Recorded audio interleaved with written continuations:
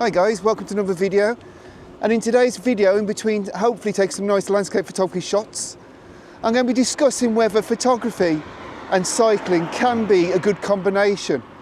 I'm quite keen to find out. I'm quite keen to use my own two legs to get around and cover a bit more ground on a bike as opposed to just walking to places. And ultimately try to avoid using the car a little bit more. Really, not only just for the artistic benefits of being able to get to locations that perhaps would have been harder to get to before, but also from a health point of view. So, you know, get a bit of exercise in. Don't be so reliant on that damn combustion engine. I'm just going to pause the video here.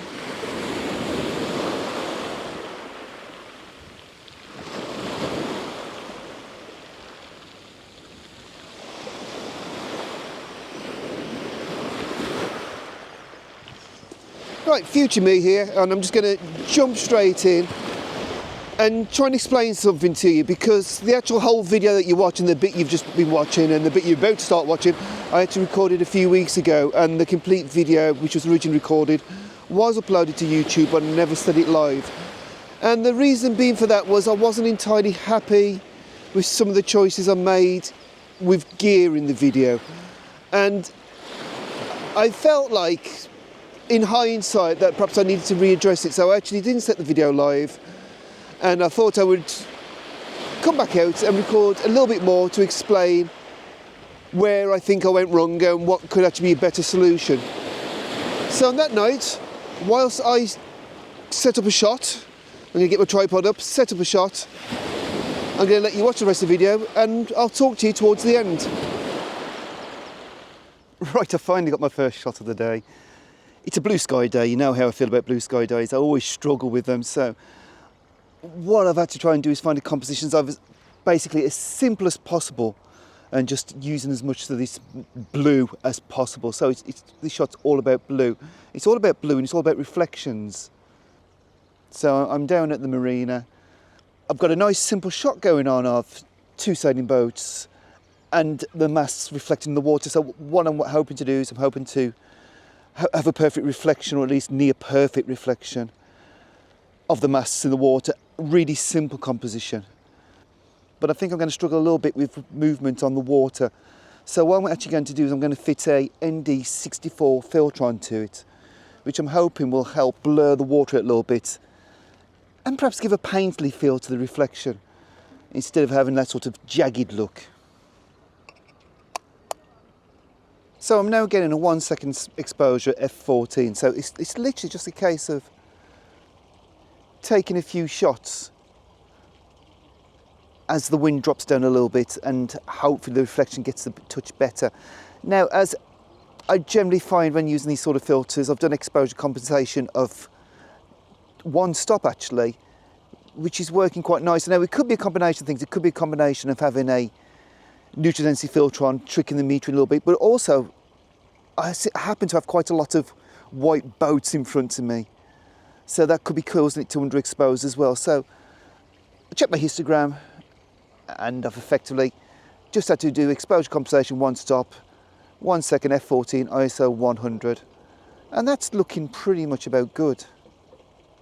Now it's actually occurred to me I'm shooting 90 degrees to the sun, so I've just grabbed my polarizer out my bag, and I've also got the lens hood, so I'm going to stack filters. I don't like stacking filters, so I'm stacking these K&F magnetic filters. Yeah, that's definitely made a difference, but I'm now going to see if I can fit the lens hood on. I'm not sure if it will fit on. No, I can't.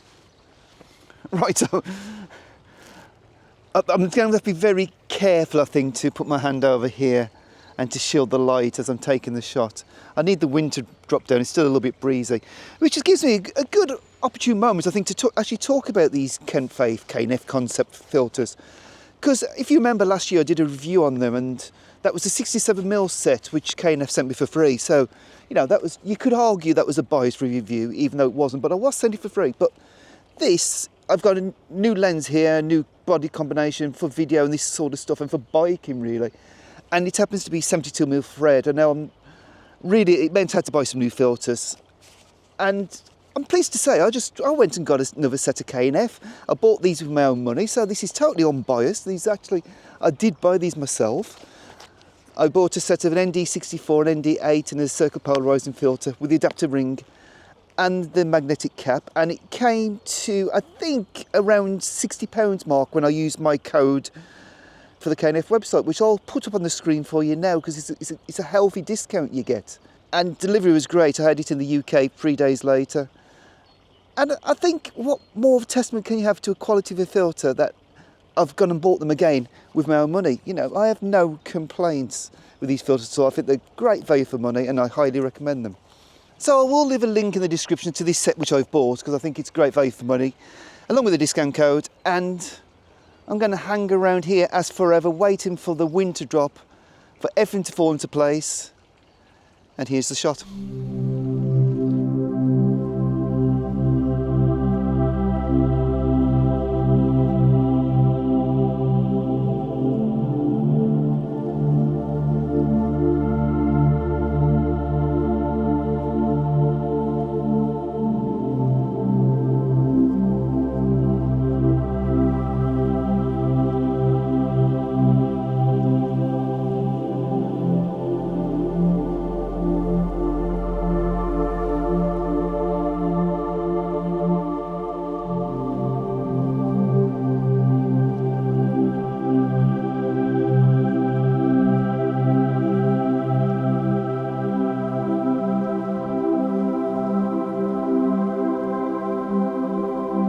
So I hope you enjoyed that shot.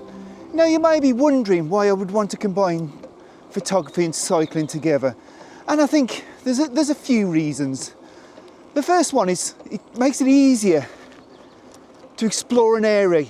If you're walking on foot, it's great and you're enjoying the landscape. But you can't cover that much ground. And on a bike, for example, I think I've done about 12 miles so far today, and okay, I've only got one shot, but that's more conditions than the actual bike ride, isn't it? And I think I've definitely lined up some shots for the future, so I think it's a really good way of recceing a location. Now also, another reason for me is I'm more immersed in the outdoors. I'm out here biking, I can hear nature around me.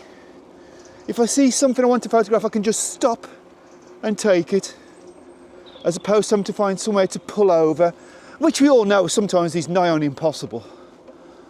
So yeah, I think that is quite a big one for me. And finally, as much as I hate to admit it, I'm not getting any younger and I need to keep my exercise up. And not doing as much multi-day hikes and things like that as I used to, well, biking gives me a good way of going out, getting some exercise, enjoying myself, and just being one with nature.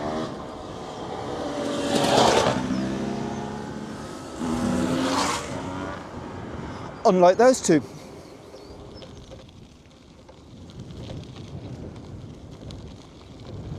Don't know. I'm not sure if you can see this building. I'm not sure if you can see this white building here. I'm not sure what it is. I actually don't live too far from here. A couple of miles on a bike.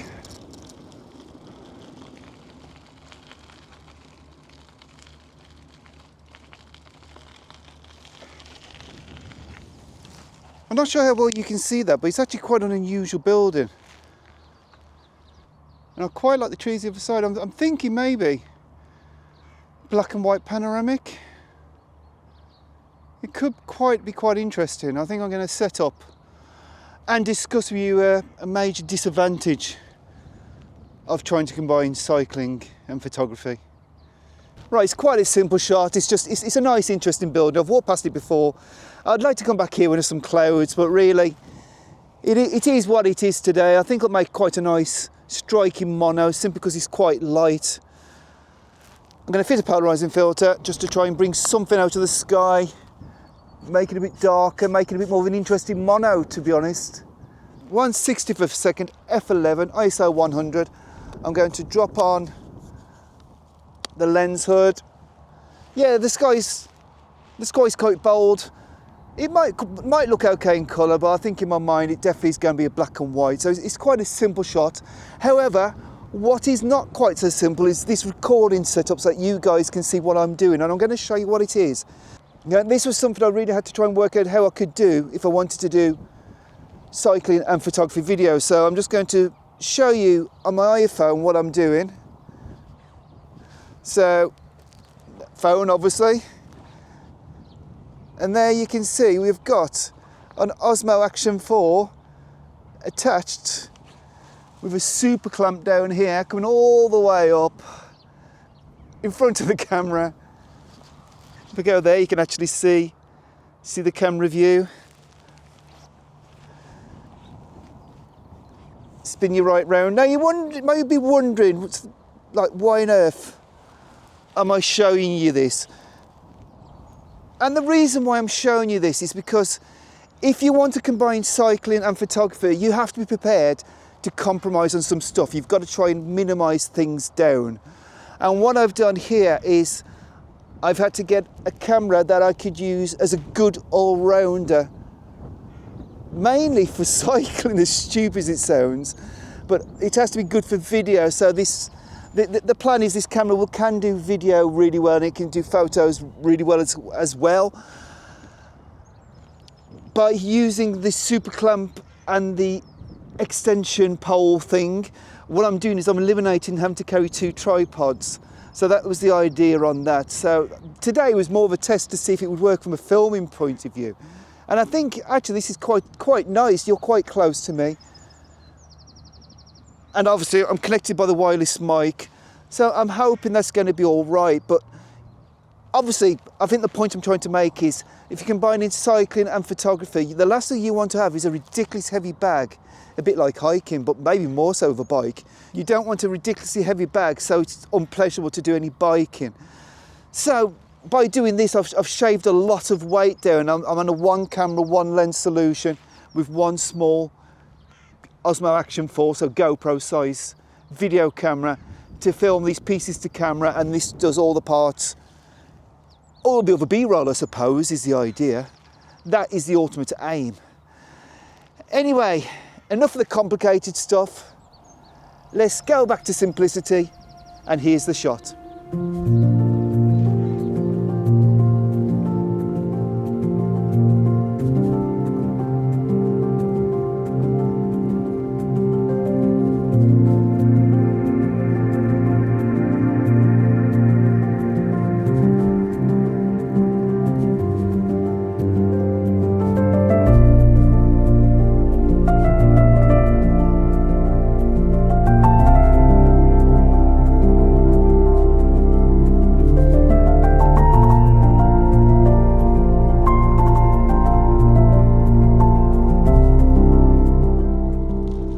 Well, I'm not convinced they've been the best photos I've ever shot in a video. I think both have been quite pleasant.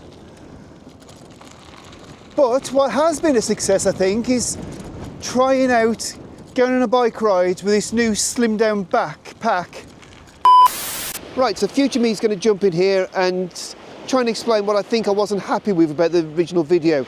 And I think it all boils down to the idea of using the Sony A7C, it's my video camera, to be honest. I use it for video. The idea of using the A7C Mark II for the stills and video camera combined with the GoPro out with bikes, on paper was a really good idea. In practice worked okay, but what I would say is that the weight was a little bit more than I would actually hope for, and it took up a little bit too much space in my camera bag. So obviously my camera bag had to double as my day bag, so you know, it had to have things like bike repair stuff and food and drink and stuff like that. So space is at a premium, and if I want to do this sort of biking and cycling thing over longer distances, every little bit of space really counts. So it's sort of, when I was watching the video, and normally when I upload a video I'll watch it a couple of times before I set it live, and I was watching it, I was thinking, like, whilst this system works for local biking, it's not going to be any use if I want to do long distance, which made me start thinking about a smaller camera. And obviously to use a smaller camera, it probably did bring me to using Micro Four Thirds. And it's not so much the size of the camera body, because to be honest, this little pen I have here It's not that much smaller than the Sony A7C, but what is a lot smaller are of course the lenses. So we've kind of gone full circle on the chain of thought here. And as I said in the video, really, something's going to have to compromise if I want to combine biking and photography. But I reckon that perhaps trying Micro Four Thirds with smaller lenses could actually be the ideal combination, because whilst I could take the OM1 and the 12 to 42.8, that, to be honest, is quite big. Weighs the same as the Sony A7C Mark II and the 20 to 70. Doesn't do video anywhere near as well, and just isn't quite as versatile as the Sony would be. However, this, which weighs next to nothing really with these little lenses, is a great little combination, and more importantly, it's fun to use. So on that note, guys, I'm going to put this photo up I've just taken. I'm down at Tynemouth Pier. It's a 60-second exposure. I've actually stacked on a 10 times filter and a 6 times filter together. That's why it's looking a bit comical. If you look at the size of the lens in comparison to the filters.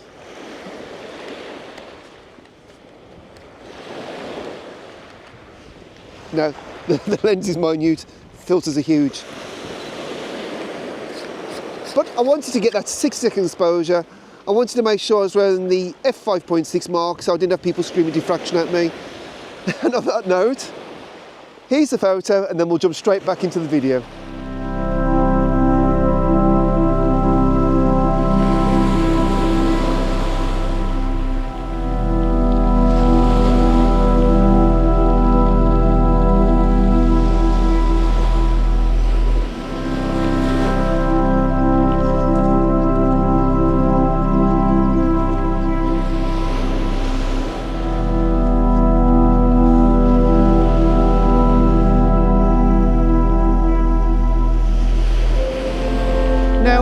To work out ways now that I can attach more stuff to this bike, because my ultimate aim is to go bike packing. I want to do overnight trips on my bike. You know, imagine going to the Lake District or the Cheviots and sort of biking out into the middle of nowhere, pitching your tent and then continuing on, maybe either back or go somewhere else, even do multi-day. I don't know.